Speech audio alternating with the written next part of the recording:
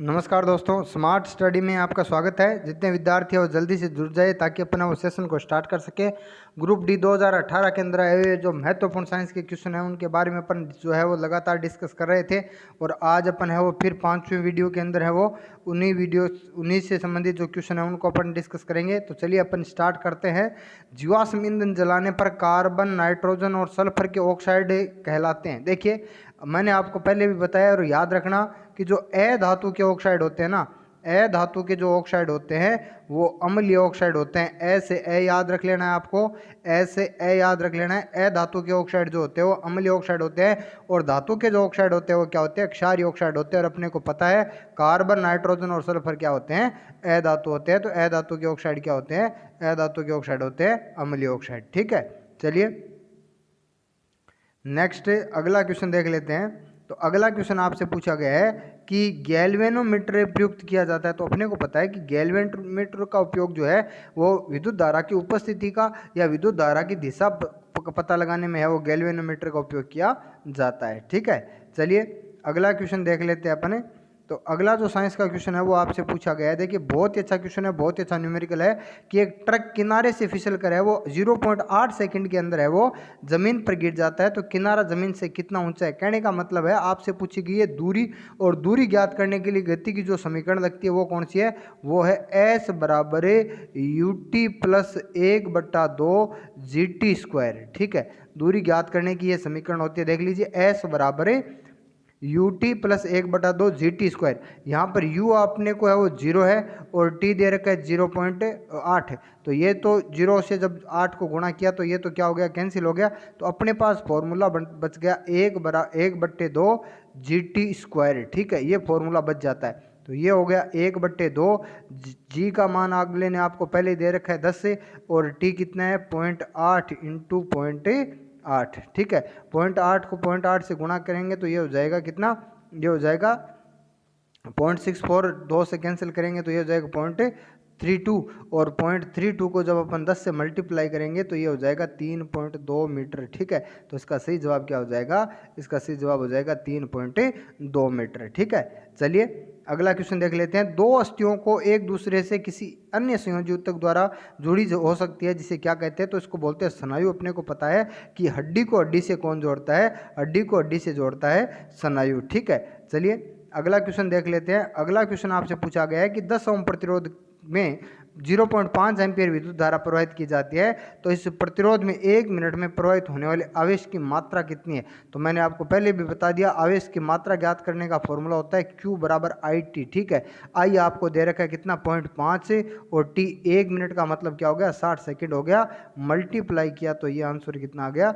ये आ गया 30 कूलम्ब जो है वो यहाँ पर आंसर आ जाता है। ठीक है, चलिए अगला क्वेश्चन देख लेते हैं। अगला क्वेश्चन है परमाणु संख्या 57 वाला तत्व है वो कौन सा होता है? तो अपने को पता है कि परमाणु संख्या 57 वाला जो तत्व है उसका नाम क्या है? उसका नाम है लेंथेनम। परमाणु संख्या 57 वाले तत्व का नाम है लेंथेनम, और लेंथेनम अपने को पता है किसके अंदर आता है? डी ब्लॉक में आता है। इसके बाद 58 नंबर तत्व जो सीरियम होता है वो आता है एफ ब्लॉक के अंदर, लेंथेनोइड श्रेणी के अंदर आता है। ठीक है, चलिए अगला क्वेश्चन देख लेते हैं। तो अगला क्वेश्चन आपसे पूछा गया है कि इथेनॉल में परिवर्तित करने के लिए डिहाइड्रेटिंग एजेंट के रूप में किसका उपयोग किया जाता है? तो एथेनॉल को इथेन में परिवर्तित करने के लिए डिहाइड्रेटिंग जो एजेंट होता है वो होता है सल्फ्यूरिक अम्ल। आपको याद रख लेना H2SO4 का उपयोग है वो निर्जलीय कारक के रूप में किया जाता है। ठीक है, चलिए अगला क्वेश्चन अपन देख लेते हैं। तो अगला क्वेश्चन आपसे पूछा गया है ओडोमीटर का उपयोग क्या होता है? तो सीधी सी बात है, ओडोमीटर का उपयोग किया जाता है दूरी मापने में है वो ओडोमीटर का उपयोग किया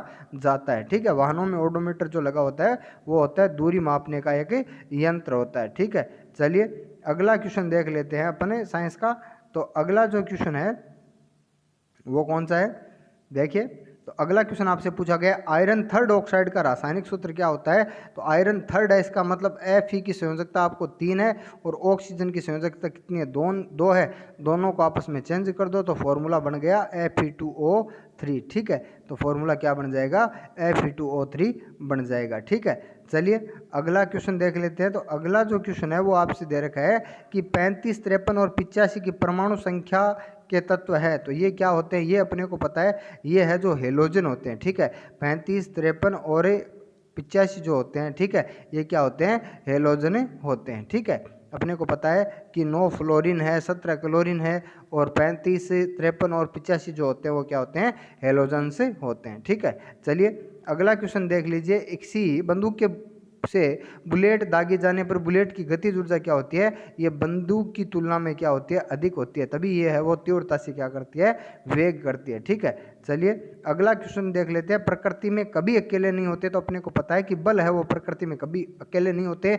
गति का तीसरा नियम कहता है कि बल सदैव क्या होते हैं, युग्म में होते हैं, क्रिया बल और प्रतिक्रिया बल। ठीक है, चलिए अगला क्वेश्चन देख लेते हैं। तो अगला क्वेश्चन जो अपने को दिया गया है कि घर्षण बल कार्य करता है, तो घर्षण बल हमेशा अपने को पता है कि बल की दिशा के विपरीत कार्य करता है। घर्षण बल जो होता है वो बल की दिशा के विपरीत कार्य करता है। ठीक है, चलिए अगला क्वेश्चन देख लेते हैं। तो अगला क्वेश्चन है किसी वस्तु को मुख्य फोकस पर रखने पर अभिसारी दर्पण प्रतिबिंब का आकार है वो कैसा होता है। अपने को पता है कि ये क्या है, ये मुख्य फोकस है। ठीक है, ये क्या है, ये है मुख्य फोकस, और मुख्य फोकस के ऊपर यदि कोई भी वस्तु और किसके सामने, अवतल दर्पण के सामने, ठीक है, अभिसारी दर्पण का मतलब अवतल दर्पण हो गया। ठीक है, यहाँ पर रख दी तो ये टकराने के बाद एक है वो मुख्य फोकस से निकल जाएगी, और ये भी है वो कहाँ से निकल जाएगी, तो अनंत पर प्रतिबिंब बनता है और अत्यधिक कैसा बनता है, आवर्धित बनता है। ठीक है, चलिए अगला क्वेश्चन देख लेते हैं। तो अगला क्वेश्चन यदि अपन बात करें तो अगला क्वेश्चन क्या है, चलिए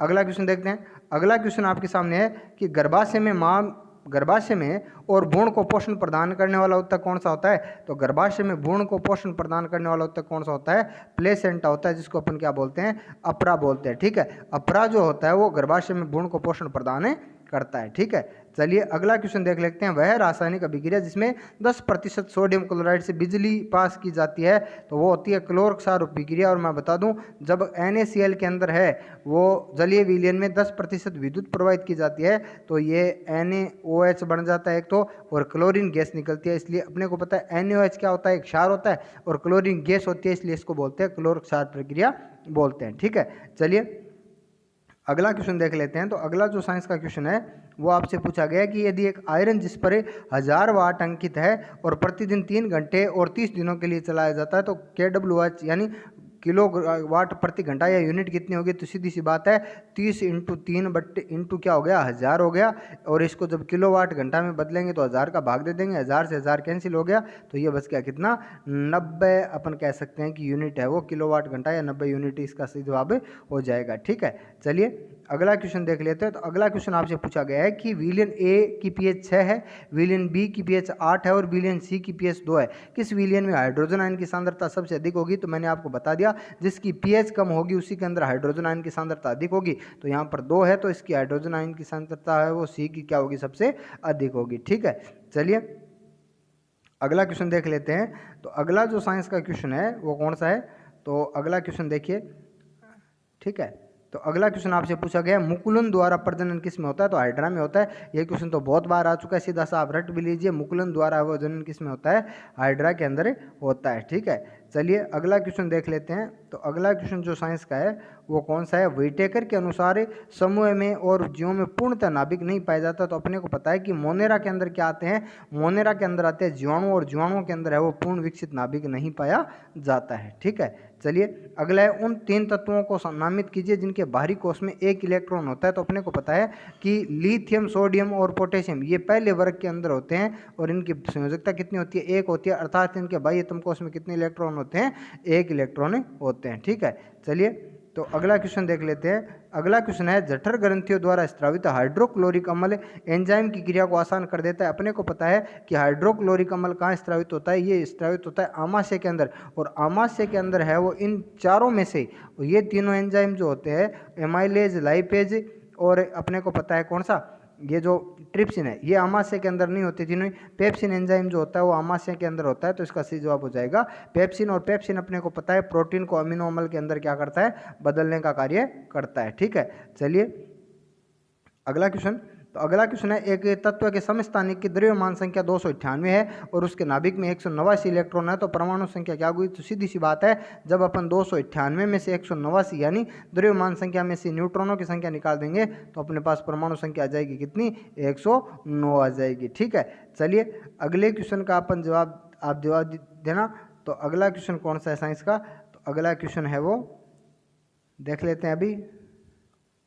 ठीक है, तो अगला जो क्वेश्चन है, ठीक है, तो इस पारी के अंदर साइंस के इतने क्वेश्चन थे। चलिए अगली पारी के अंदर देखते हैं। कार्बन द्वारा मजबूत बंध के गठन का एक कारण क्या होता है?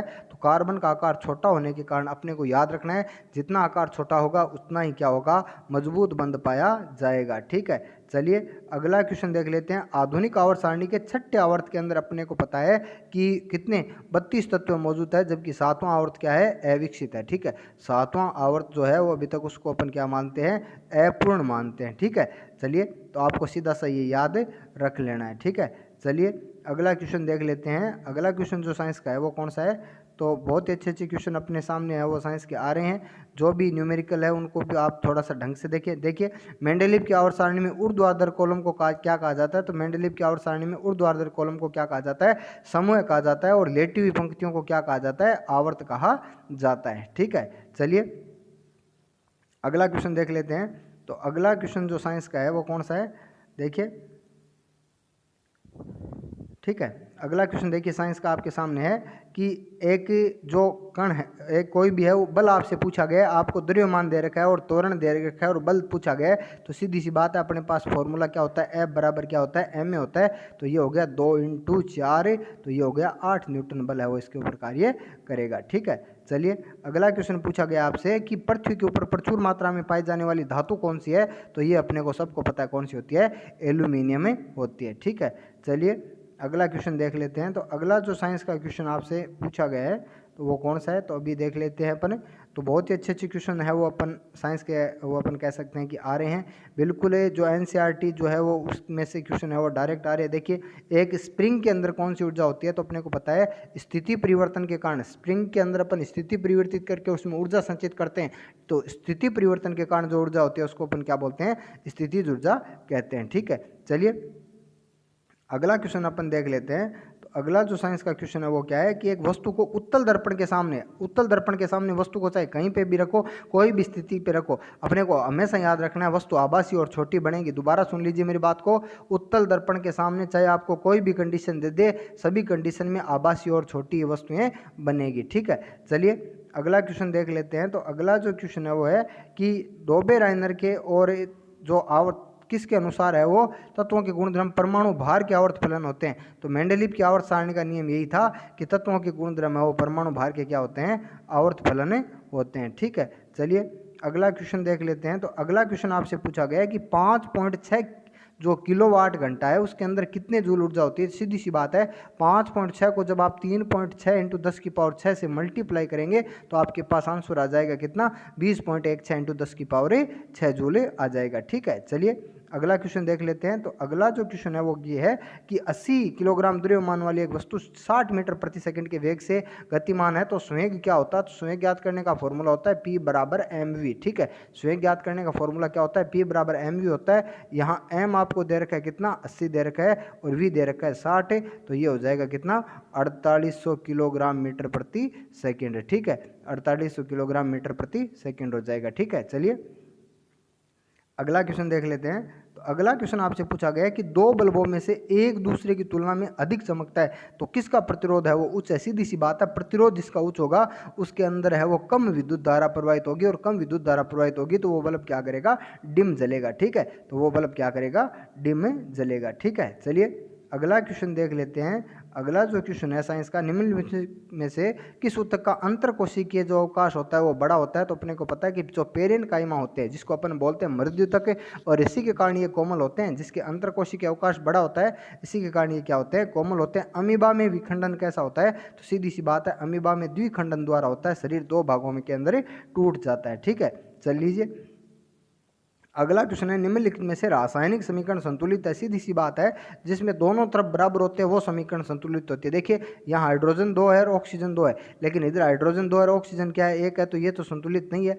यहाँ सोडियम 1 है, इधर भी सोडियम 1 है, यहाँ हाइड्रोजन 2 है लेकिन इधर हाइड्रोजन कितने हैं, 3 है, तो ये भी संतुलित नहीं है। यहाँ मैग्नीशियम 1 है, मैग्नीशियम 1 है, ऑक्सीजन 2 है, लेकिन इधर मैग्नीशियम ऑक्सीजन 2 है, ये गलत है। 2 मैग्नीशियम ऑक्सीजन 2, ऑक्सीजन भी कितने हैं, 2 है, तो ये क्या है, बिल्कुल ही सही हो जाएगी। ठीक है, चलिए अगला क्वेश्चन देख लेते हैं। तो अगला जो क्वेश्चन आपसे पूछा गया है, अगला क्वेश्चन पूछा गया है the work done to increase the velocity of car, यानी कार का वेग जो है वो 800 किलोग्राम द्रव्यमान की कार है और उसका वेग है वो कितना, 5 मीटर प्रति सेकंड से 10 मीटर प्रति सेकंड करने में, और उसका कार्य क्या होगा। तो सीधी सी बात है, यहाँ गतिमान वस्तु के लिए कार्य का फॉर्मूला लगेगा गतिज ऊर्जा वाला 1/2 mv²। ठीक है, सीधी सी बात है, अपने को पता है कि दोनों जो है mv² अंतिम 100 माइनस कितने हो जाएगी, 25। क्यों, क्योंकि इस जब u² है v² माइनस u²। ठीक है, v का मान कितना है, 10 है, तो इसका स्क्वायर करेंगे तो ये आ जाएगा 100, और v का जो u है, u का मान कितना है, 5 है, और इसका स्क्वायर करेंगे तो ये 25 आ जाएगा, तो ये आ जाएगा कितना, 75। ठीक है, ये हो गया 75, ये 1/2 इंटू कितना हो गया, ये हो गया 800। ठीक है, तो इसको जब अपन कह सकते हैं कि जब इसको करेंगे तो ये जब अपन 400 इंटू 75 करेंगे तो ये लगभग कितना आ जाएगा, 30,000, यानी अपन कह सकते हैं कि 30 किलो जूल है वो इसका आंसर आ जाएगा। ठीक है, चलिए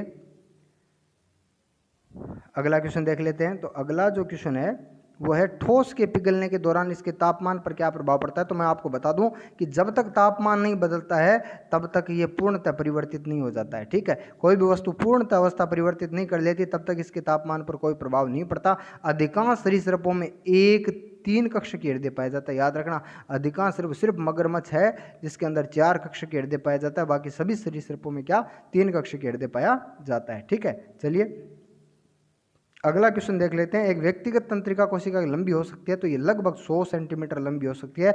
शरीर की सबसे लंबी कोशिका तंत्रिका कोशिका होती है जो लगभग 100 सेंटीमीटर लंबी होती है। ठीक है, चलिए अगला क्वेश्चन देख लेते हैं। लिटमस विलियन से निष्कासित किया जाता है, तो मैंने आपको पहले भी बताया था, लिटमस लाइकेन से प्राप्त होता है। लाइकेन थैलोफाइटा समूह का पादप होता है। ठीक है, लाइकेन किसका पादप होता है, थैलोफाइटा समूह का पादप होता है। ठीक है, वायुमंडलीय परिवर्तन के कारण सूर्योदय से सूर्यास्त में लगभग कितनी देरी हो सकती है, तो 2 मिनट की क्या हो सकती है, देरी होती है। पूरे दिन के अंदर वो 4 मिनट की क्या हो जाती है, वृद्धि हो जाती है। ठीक है, चलिए अगला क्वेश्चन। तो अगला क्वेश्चन अपन कह सकते हैं कि अगला जो क्वेश्चन है साइंस का वो कौन सा है, तो देख लेते हैं। निम्नलिखित में से कौन सा ऊर्ध्वपातक नहीं होता है। सबसे पहले यदि अपन बात करें ऊर्ध्वपातक की, तो ऊर्ध्वपातक वे पदार्थ होते हैं जो ठोस से सीधे गैस में बदलते हैं और गैस से सीधे ठोस में बदलते हैं। ठीक है, यहाँ सोडियम सल्फेट जो होता है वो ऊर्ध्वपातक नहीं होता, बाकी कपूर, अमोनियम क्लोराइड और नेफ्थलीन जो तीनों होते हैं वो क्या होते हैं, ऊर्ध्वपातक होते हैं। ठीक है, चलिए अगला क्वेश्चन अपन देख लेते हैं। तो अगला क्वेश्चन आपसे पूछा गया, निम्नलिखित में से मानव में पुरुष प्रजनन का भाग नहीं है। तो सीधी सी बात है, यहाँ पर आंसर दे रखा है अंडा से अपने को पता है मादा जनन तंत्र का भाग होता है, बाकी अंडकोश, वृषण और शुक्रवाहिनी क्या होते हैं, नर जनन तंत्र के भाग होते हैं। ठीक है, चलिए अगला क्वेश्चन देख लेते हैं। तो अगला जो साइंस का क्वेश्चन है वो कौन सा है, तो अगला क्वेश्चन अभी देख लेते हैं अपन। ठीक है, तो अगला क्वेश्चन है, निम्नलिखित में से किसकी विद्युत प्रतिरोधकता सबसे कम होती है। सीधी सी बात है, जिसकी चालकता सबसे अधिक होगी उसकी विद्युत प्रतिरोधकता कम होगी। तो यहाँ पर सिल्वर की क्या सबसे चालक धातु क्या होती है, सिल्वर होती है, तो इसकी प्रतिरोधकता सबसे क्या होती है, कम होती है। ठीक है, चल लीजिए आगे चलिए। तो आगे यदि अपन बात करें तो अगला जो साइंस का क्वेश्चन है वो है कि गति का नियम दर्शाता है। देखिए यहाँ पर कुछ नियम दिए गए हैं। देखिए पहला, वस्तु स्थिर अवस्था में और अवस्था में रहती है, शुद्ध बल क्रिया में इस अवस्था को बदलने के मजबूर नहीं किया जा सकता। ये तो गति का पहला नियम है। जब शुद्ध बल लागू होता है तब प्रत्येक वस्तु एक समान गतिमान होती है, ये भी गति का पहला नियम है। वस्तु की गति में परिवर्तन की दर लागू शुद्ध बल के साथ बदल जाएगी, ये भी गति का पहला नियम है। और अगला ये कह रहा है कि एक वस्तु की गति में परिवर्तन की जो दर होती है शुद्ध बल की दिशा में लगाए गए शुद्ध बल के अनुपातिक होती है। तो ये गति का कौन सा नियम होता है, दूसरा नियम होता है। ठीक है, चल लीजिए अगली पारी के अंदर जो क्वेश्चन आए थे वो है अवोगाड्रो संख्या किसके द्वारा व्यक्त की जाती है। तो अवोगाड्रो संख्या का मान होता है 6.022 इंटू 10 की पावर 23 होता है। इसको एन नोट के द्वारा व्यक्त किया जाता है। ठीक है, अवोगाड्रो संख्या को किसके द्वारा, एन नोट के द्वारा। आधुनिक आवर्त सारणी में और समूह एक में मौजूद एकमात्र अधातु कौन सी है, तो ये हाइड्रोजन जो होता है वो एकमात्र अधातु है जो धातुओं के साथ विद्यमान होता है, इसीलिए इसको क्या बोलते हैं, आवारा तत्व भी कहते हैं। ठीक है, क्योंकि अब तक भी आवर्त सारणी में इसको सही जगह नहीं मिली है। ठीक है, चलिए अगला क्वेश्चन आपसे पूछा गया है कि 30 किलोग्राम द्रव्यमान की एक वस्तु है, वो 20 मीटर प्रति सेकंड की आरंभिक अवस्था से चल रही है। यदि उसके ऊपर 60 न्यूटन बल लगाया जाता है तो रुकने में कितना समय लिया जाएगा। ठीक है, यदि समय की बात करें तो अपने को समय ज्ञात करने के लिए अपने को पता है समय बराबर क्या होता है, समय बराबर होता है दूरी बट्टा क्या होता है, चाल होता है। ठीक है, या अपन कह सकते हैं कि वेग बट्टा अपन कह सकते हैं कि त्वरण होता है। वेग बट्टा त्वरण से भी क्या निकाला जा सकता है, समय निकाला जा सकता है। ठीक है, यदि अपन बात करें तो अपने पास वेग है लेकिन अपने पास त्वरण नहीं है। ठीक है, तो त्वरण अपने पास निकालने का फॉर्मूला होता है F बराबर ma। ठीक है, क्यों, क्योंकि अपने को यहाँ F दे रखा है और m दे रखा है, तो a अपन निकाल सकते हैं। ठीक है, तो ये कितना हो जाएगा, a बराबर कितना हो गया, a बराबर हो गया 2। ठीक है, अब आपके पास a 2 है और चाल कितनी दे रखी है, वो आपको दे रखी है कितनी, 20। ठीक है, तो ये हो जाएगा 20/2 जब आप करोगे तो आपके पास t कितना आ जाएगा, t आ जाएगा 10 सेकेंड आ जाएगा। ठीक है, चलिए अगला क्वेश्चन देख लेते हैं। तो अगला जो साइंस का क्वेश्चन है वो कौन सा है, तो देखिए अगला क्वेश्चन है। ठीक है, तो बहुत अच्छे थोड़े से समझने वाले क्वेश्चन है, बाकी बहुत ईजी अपन कह सकते हैं कि न्यूमेरिकल है। रेडियो द्वारा उत्पादित ध्वनि को से बढ़ती है, तो आयाम बढ़ाने से क्या होती है, रेडियो द्वारा अपन कहते हैं जो ध्वनि बढ़ती है, रेडियो जो होता है ना उपकरण जिससे गाने सुनते हैं, उससे ध्वनि बढ़ाने पर अपन क्या करते हैं, उसके आयाम में क्या करते हैं, वृद्धि करते हैं। एक एक्टिनोइड नहीं है, तो अपने को पता है कि थोरियम, नोबेलियम और जो फर्मियम है वो क्या होते हैं, एक्टिनोइड तत्व होते हैं, लेकिन टर्बियम जो होता है वो एक्टिनोइड तत्व नहीं होता है। ठीक है, चलिए अगला क्वेश्चन देख लेते हैं। तो अगला जो क्वेश्चन है वो कौन सा है साइंस का, तो देखिए अगला क्वेश्चन कौन सा है। तो बहुत अच्छे क्वेश्चन अपन कह सकते हैं कि पिछली बार है वो आए थे, और बिना अपन एक ढंग की तैयारी किए बिना, और अपन कह सकते हैं कि नंबर है वो लाना मुश्किल है पेपर के अंदर। ठीक है, अगला क्वेश्चन आपसे पूछा गया है कि 20 किलोवाट के इंजन द्वारा 10 सेकंड में किया गया कार्य कितना हो जाएगा। तो जब आप और जो किलोवाट को और सेकंड से क्या कर देंगे, मल्टीप्लाई कर देंगे, तो किया गया कार्य कितना आ जाएगा, 2200 किलो जूल आ जाएगा। ठीक है, चलिए अगला क्वेश्चन अपन देख लेते हैं। तो अगला क्वेश्चन जो साइंस का है वो आपको दिया गया है कि एक तत्व की परमाणु संख्या 20 है, तो उसके रासायनिक गुण किसके समान होते हैं। तो अपने को पता है कि 20 परमाणु संख्या वाला तत्व कौन सा है, कैल्शियम है। और कैल्शियम के गुण यहाँ पर सिर्फ और सिर्फ किससे मिलते हैं, बेरिलियम में मिलते हैं, क्योंकि बेरिलियम है वो, बेरिलियम उसके मैग्नीशियम और कैल्शियम इनको क्या है, एक ही वर्ग के अंदर रखा गया है, क्योंकि इनके गुणधर्म क्या है, समान है। ठीक है, चलिए अगला क्वेश्चन देख लेते हैं कि में पतली कोशिका भित्ति की अपेक्षाकृत अवशिष्ट कोशिकाएं होती है। ठीक है, तो अपने को पता है कि पतली कोशिका भित्ति किस में पाई जाती है, पेरेनकाइमा के अंदर पाई जाती है। ठीक है, चलिए अगला क्वेश्चन यदि अपन बात करें तो अगला क्वेश्चन है, एक उभयलिंगी पुष्प होता है। ठीक है, तो पपीता क्या होता है, एक उभयलिंगी पुष्प होता है जिसके अंदर नर और मादा दोनों पाए जाते हैं। ठीक है, चलिए अगला क्वेश्चन देख लेते हैं। तो अगला जो क्वेश्चन है वो कौन सा है साइंस का, तो अगला क्वेश्चन देख लेते हैं। देखिए अगला क्वेश्चन आपसे पूछा गया है कि यदि कोई वस्तु 60 मीटर प्रति सेकंड के वेग से गतिमान है तो 480 मीटर दूरी तय करने में उसको कितना समय लगेगा। तो सीधी सी बात है, सीधा सा फॉर्मूला अपन कह सकते हैं, ये मैथ का भी क्वेश्चन है। 400 तय की गई दूरी बट्टा क्या हो गया, चाल, तो अपने पास समय आ जाएगा कितना, 8 सेकेंड आ जाएगा। ठीक है, चलिए अगला क्वेश्चन।